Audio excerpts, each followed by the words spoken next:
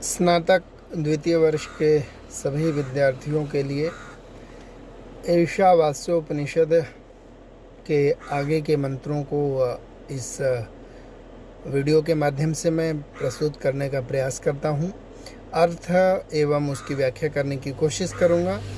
आप लोगों के लिए लाभदायक सिद्ध होगा, ऐसा विश्वास करता हूँ। पिछले हमने 8 मंत्रों में देखा था कि ईश्वर की व्याप्ति, कर्म करने की प्रेरणा, उसके पश्चात अज्ञान और आत्मा का हनन न करने के प्रति सचेतना, उसके बाद ईश्वर के स्वरूप का वर्णन करके हमारे समक्ष ये सारी बातें रखी गई थी।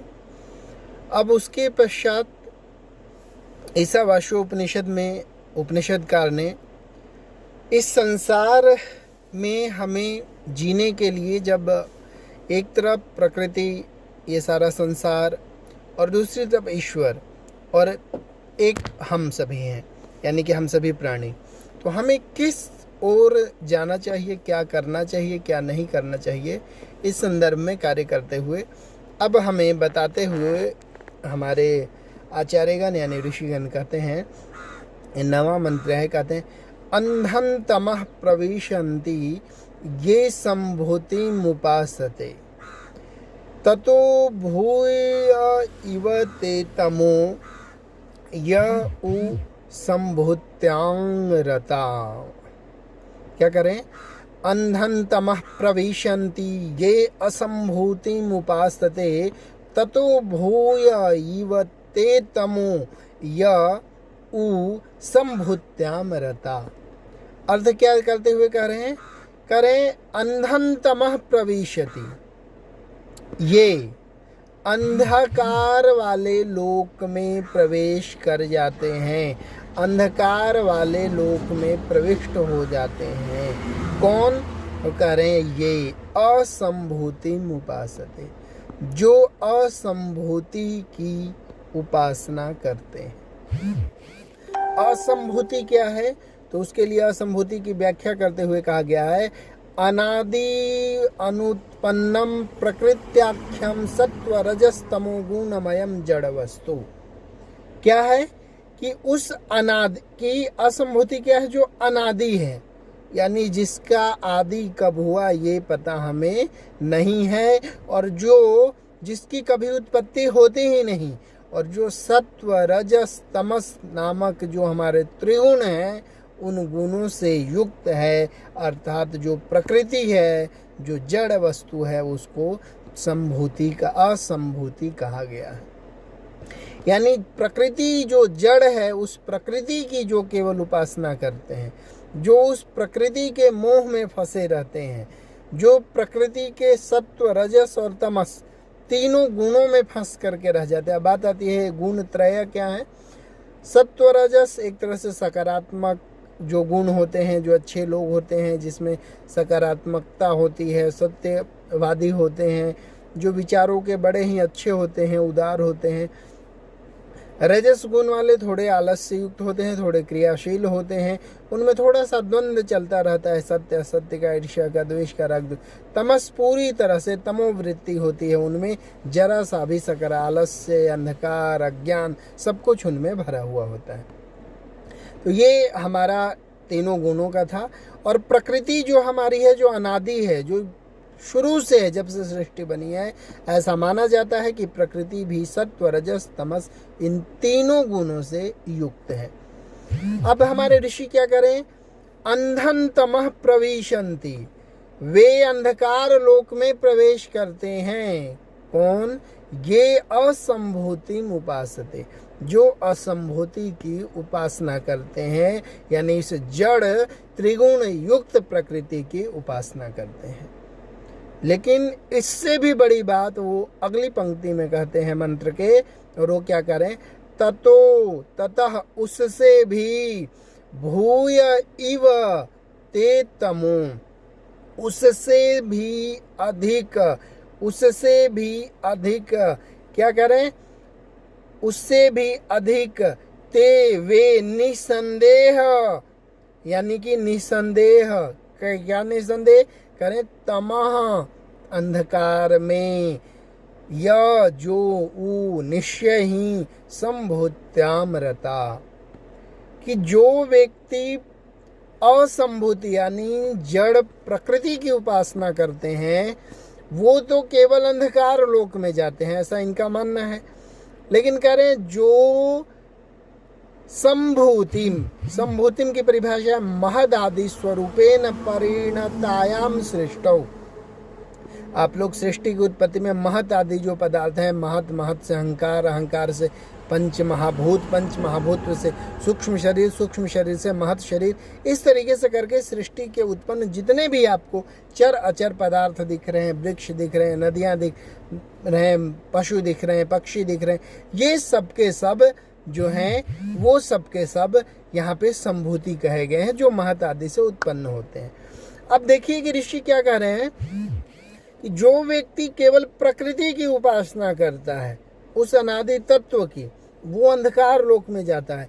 लेकिन अगर कोई व्यक्ति इस प्रकृति से जो महत आदि तत्व हैं उनसे उत्पन्न निर्मित जो वस्तुएं हैं उनकी अगर उपासना करता है, उनकी उसमें उपासना नहीं, रत है, उनमें खो गया, यानी भोग में, मस्ती में, संसार का जो पदार्थ है उनमें अगर वो रम जाता है तो कह रहे ततो भूत, तब उससे भी अधिक अंधकार में, तब उससे भी अधिक अंधकार वाले लोक में वो जाता है।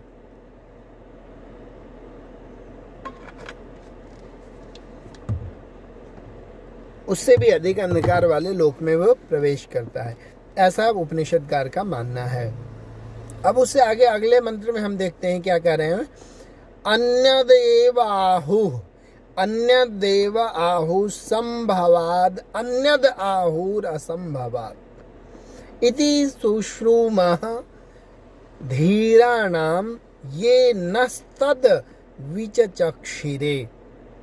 क्या कह रहे हैं, अन्यत एव आहु, अन्यत यानी अन्य ही, कोई दूसरा ही, आहु कहा गया है, क्या, संभवात, दूसरा ही कहा गया है, संभवात यानी संयोग कार्य से उत्पन्न, संयोग से उत्पन्न, और अन्य दाहु असंभवात, और असंभव से यानी असंभव से उत्पन्न होने वाले से जो है उससे भी अन्य दाहु, यानी यहाँ संभवाद का जो अभिप्राय दिया हुआ है वो करें संयोग जन्यात कार्यात, संयोग हुए कार्यों से उत्पन्न, यानी कि, और दूसरा क्या करें असंभवात, अनुत्पन्न कारण, उत्पन्नात कारणात, अनुत्पन्न यानी जो उत्पन्न नहीं हुए हैं, उत्पन्न न होने वाले कारण से, उनसे, यानी दोनों का ही जो अन्य ही, यानी दूसरा ही कोई कार्य होता है, कोई दूसरा ही फल होता है, कोई ऐसा आहु बतलाते हैं। कौन बतलाते हैं, इति इस पद का शुश्रूमा सुना जाता है, ऐसा सुने हैं, कौन, तो कह रहे हैं धीरा नाम, धीरों के द्वारा, जो धीर हैं, जो गंभीर हैं, जो मननशील हैं, ऐसे मेधावी योगी जन, विद्वान ऋषिगण, ये नह अस्तद विचचक्षिरे, ये नह तद यानी कि उस संभूति और तद मीन्स उस संभूति और असंभूति का विचचक्षिरे व्याख्यान पूर्वक समझाते हैं। अब इसमें ऋषिगण क्या करे, प्रथम में इन्होंने संभूति और असंभूति के बारे में बताया। असंभूति मीन्स प्रकृति और संभूति मीन्स महद आदि तत्वों से उत्पन्न जो ये सांसारिक पदार्थ हैं वे सब के सब। तो वे क्या समझाते हुए कह रहे हैं कि हे, वो मनुष्यों के यानी प्राणियों को समझाते हुए बता रहे हैं, कह रहे हैं कि जो असंभूति है यानी जो न उत्पन्न होने वाला है, प्रकृति जो अनादि है, उसका फल कुछ अलग ही मिलता है मनुष्य को, और जो संभूति है यानी जो उत्पन्न होने वाले संभवात, उसका फल अलग ही मिलता है। दोनों का फल एक नहीं मिलता है, दोनों का जो परिणाम है, जो कार्य है, वो बिल्कुल ही अलग होता है। ऐसा कौन बता रहे हैं, तो कह रहे हैं कि ऐसा हमारे जो धीर पुरुष हैं, जो ऋषिगण हैं, उन्होंने शुश्रुमा सुने हैं, अनुभूत किए हैं, जाने हैं, अपने ज्ञान से उन्होंने प्राप्त किए हैं। अब भावार्थ क्या बनता है? तो कह रहे हैं कि हे मनुष्यों, जैसे विद्वान लोग कार्य और कारण दोनों को भिन्न भिन्न वस्तु मानते हैं, उसी प्रकार इन दोनों जो संभूति और असंभूति है, इनका भी बहुत ही अलग अलग परिणाम मिलता है। संभव का मतलब है कार्य वस्तु और असंभव का मतलब है कारण वस्तु। दोनों का मनुष्यों के लिए अलग अलग फल है, परिणाम होता है। और क्या परिणाम होता है, उस परिणाम को, उस फल को बताते हुए वो अगले मंत्र में कह रहे हैं संभूतिम च विनाशम च यस्तद वेदो भयम सह विनाशेन मृत्युम त्रित्वा संभूत्यामृतम अश्नुते। क्या कर रहे हैं? संभूतिम च विनाशम च यस्तद वेदो भयम सह विनाशेन मृत्युम तीर्थवा संभूत्यामृतम अश्नुते। अब वो क्या कह रहे हैं? इसकी व्याख्या करते हुए कह रहे हैं कि हे मनुष्यों, यह जो विद्वान संभूतिम यानी जिससे पदार्थ उत्पन्न होते हैं, जो कार्य रूप है, जो सृष्टि है, उस सृष्टि को और सृष्टि के गुण, कर्म और स्वभाव को, एवं विनाशम जिसमें पदार्थ विनष्ट या दृष्ट हो जाते हैं, यानी सृष्टि में जो कुछ भी उत्पन्न हुआ है वह विनष्ट भी होगा, ऐसी जो प्रकृति का स्वभाव है, उस प्रकृति के स्वभाव को क्या करें? उस प्रकृति के स्वभाव को एक साथ जान लेने पर, यानी क्या करें? संभूतिम च विनाशम च यस्तद वेद उभयम सह। जब कोई व्यक्ति इन दोनों को एक साथ ही जान लेता है, यानी संभूतिम को और असंभूतिम को, दोनों को जब कोई व्यक्ति एक साथ ही जान लेता है, तब क्या कहते हैं? संभूति और असंभूति जो है उसको कई व्याख्याकारों ने समष्टिवाद और असंभूति को व्यक्तिवाद। समष्टिवाद का क्या मतलब है? कि जो संपूर्ण संसार के बारे में, जीव प्रकृति के बारे में सोचते हैं, सबके लिए जो भला सोचते हैं, और असंभूति जो केवल अपने लिए जीते हैं, केवल एकात्मवाद को सोचते हैं, यानी कि इंडिविजुअलिज्म वर्सेस संभूति कॉलेक्टिविज्म। यानी कि जो असंभूति है, यानी कि जो प्रकृति है, वो सबके लिए है, और जो संभूति है व्यक्तिवाद है, वो आपके स्वयं के लिए है। व्यक्ति इंडिविजुअल सब चीज सोचता है। उसी प्रकार इसमें क्या बताया गया है कि जो संभूति है वो क्या है? मृत्यु है, यानी वो नष्ट होने वाला है। और असंभूति, और जो असंभूति है वो क्या है? नष्ट होने वाला है, उससे आपको मृत्यु मिलेगा। और जो संभूति है उससे आपको अमृत मिलेगा। कब? जब दोनों को आप साथ साथ जानेंगे, दोनों को आप सामंजस्य। महर्षि दयानंद सरस्वती हुए हैं एक आर्य समाज के संस्थापक। उन्होंने आर्य समाज के जो 10 नियम है, 9वें नियम में वो क्या कर, उन 10वें नियम में क्या कहते हैं? प्रत्येक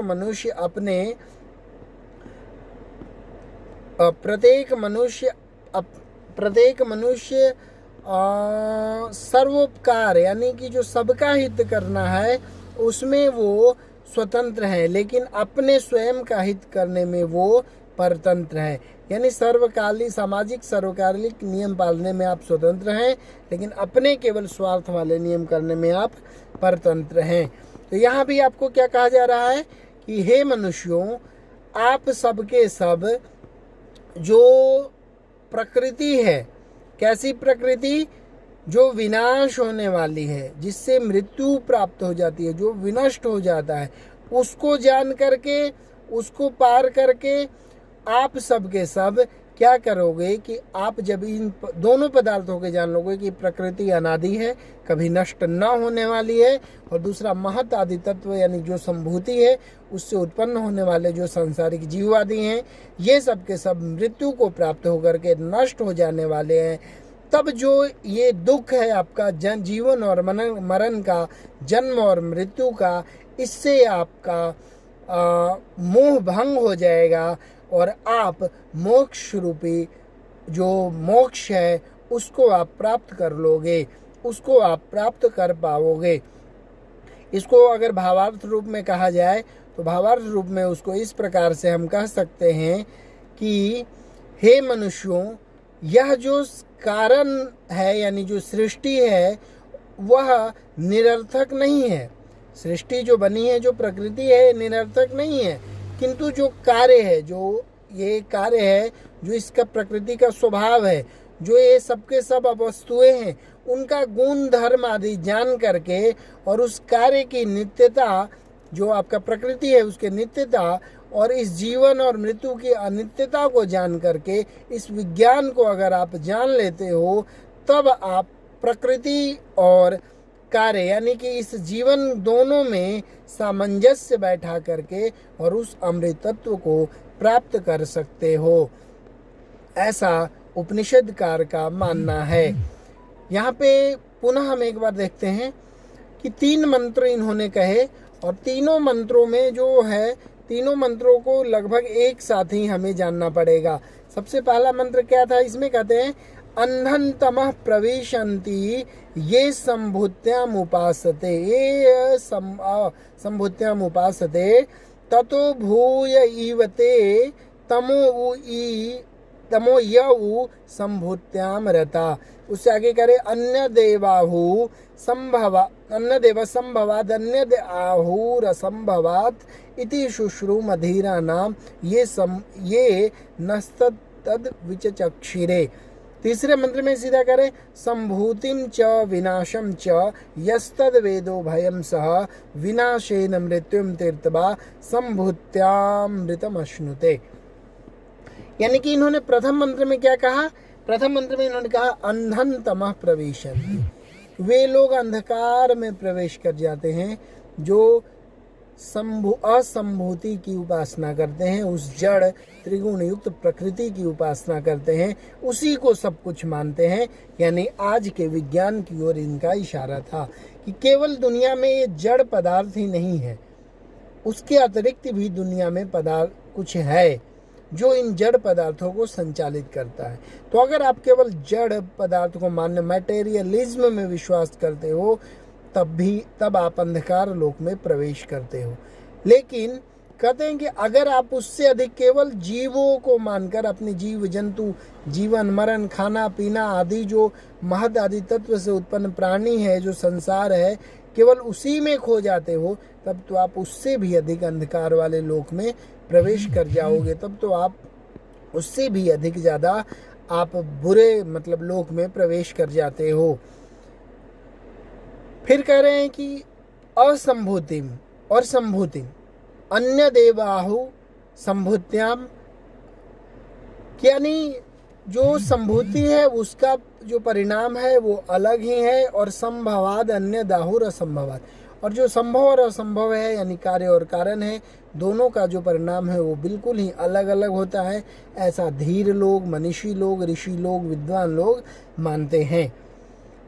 फिर तीसरे में कह रहे हैं कि आप जब इन दोनों को तद उभयम सह, दोनों को साथ साथ जानते हो, यानी प्रकृति को जो अनादि है उसको भी, और जो कार्य है यानी महद आदि तत्व से उत्पन्न ये जो पदार्थ है, ये प्रकृति से जो आपके संसारिक उपभोग की वस्तुएं हैं, इन दोनों को अगर एक साथ ही जानते हो, दोनों के बारे में आपको ज्ञान मिलता है, तब आपको क्या होगा कि जो प्रकृति वाली जो अनादि तत्व है उससे आप क्या करोगे? तो कह रहे हैं आपको ये कि विनाशेन मृत्युम तीर्थवा, कि मृत्यु यानी जो ये संसारिक कष्ट है, संसारिक दुख है, भूख प्यास आदि है, जीवन मरण के लिए जो आवश्यक उपभोग की वस्तुएं हैं, वे सब आपको उस प्रकृति से प्राप्त हो जाएगा, और अमृतत्व किससे मिलेगा? जब आप इस प्रकृति की विधि को जान जाएंगे, उसकी विधि विधान को जान जाएंगे कि प्रकृति से महत, महत से अहंकार, अहंकार से पंचमहाभूत, पंचमहाभूत से सूक्ष्म शरीर, सूक्ष्म शरीर से महत शरीर करके सृष्टि निर्माण प्रक्रिया हुई है। तो इन सब को आप जान करके क्रमबद्ध तरीके से आप मृत्यु और अमृत दोनों को प्राप्त कर लोगे। इस प्रकार आपको इस ईशावास्योपनिषद के 3 मंत्रों में इन सब चीज़ों का ज्ञान प्रदान किया गया है। इस मंत्रों की व्याख्या और भी आप विस्तार पूर्वक चिंतन मनन करके अपने भावनाओं के साथ भी सोच सकते हैं। तो अभी परीक्षा की दृष्टि से आपको मंत्रों का अर्थ, उनका व्याख्या, उनका संदर्भ जानना जरूरी था। उम्मीद करता हूँ कि आपको इस माध्यम से कुछ लाभ हुआ होगा।